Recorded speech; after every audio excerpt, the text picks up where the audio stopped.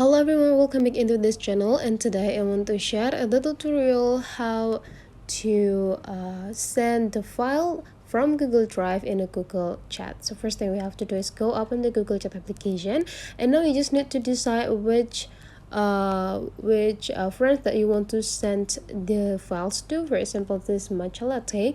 So for the next thing you have to do is just go click this plus button, and after that just go click Drive. So you will be generated into your drive here, and now you just need to find out which files that you want to send into your friend. Okay, for example, you want to send a this, and then you just need to click it, and after that you just need to go click send, and now just need to go share. And that's all the way how to send your files from Drive into the Google Chat application.